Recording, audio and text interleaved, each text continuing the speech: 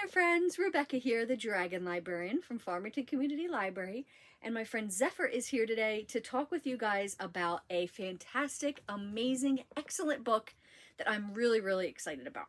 Now, this is a book that was just recently recommended to me. I read it immediately after it was recommended to me because it looked really cute and adorable, and I read it in one sitting. I could not put this book down. I was absolutely obsessed with it. It was so sweet, and the story was beautiful and engaging and emotional, and I loved every second of the journey. And what is this book? It is called Dogtown, and that's by Katherine Applegate and Jennifer Choldenko. Dogtown. First of all, look at this adorable cover. How can your heart just not be warmed by looking at this cover? It is the most adorable thing ever. And you might actually recognize one or maybe even both of these authors. So Katherine Applegate is an amazing children's book author. She has written books like The One and Only Bob, The One and Only Ivan, which I think won a Newbery Award, Wish Tree, lots and lots of really great books.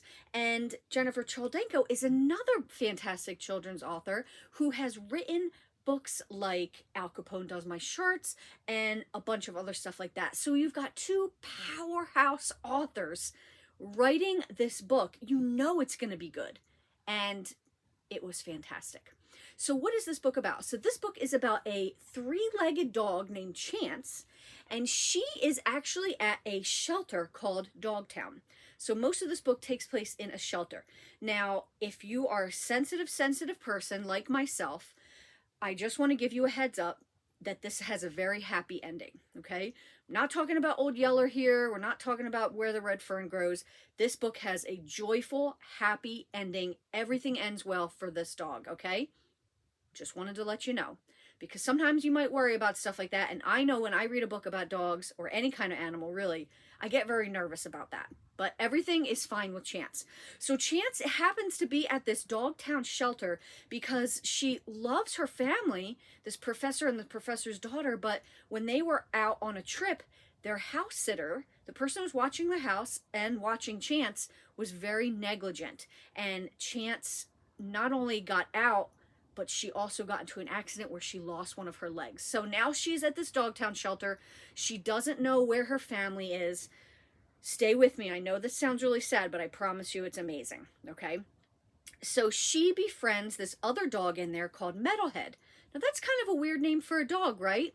Well, not for this dog, because Metalhead is a robot dog. So that's right. In this story, there are lots of robot dogs too.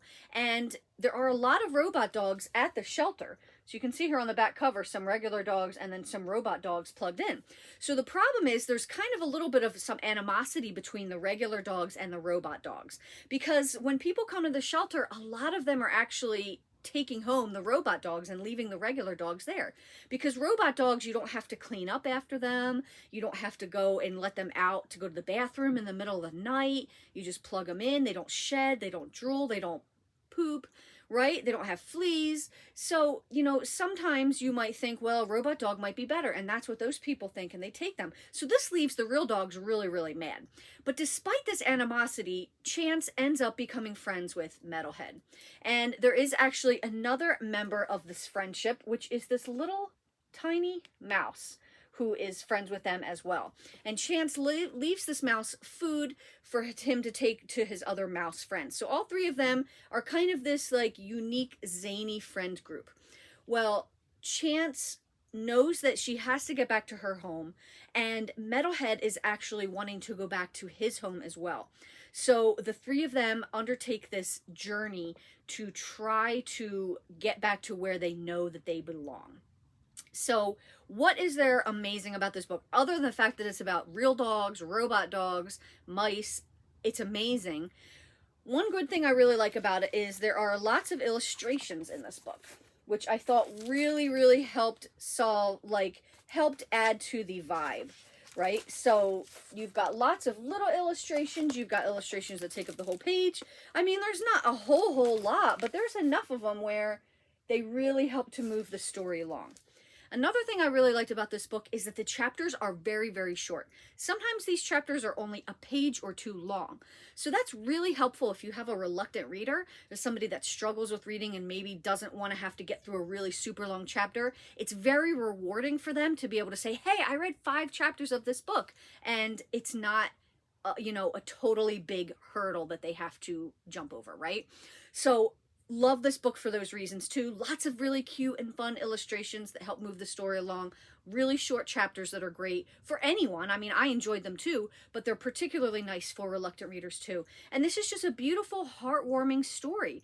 Like, Chance has created this like little routine of tricks because she's afraid that her family isn't going to want her anymore because she only has 3 legs.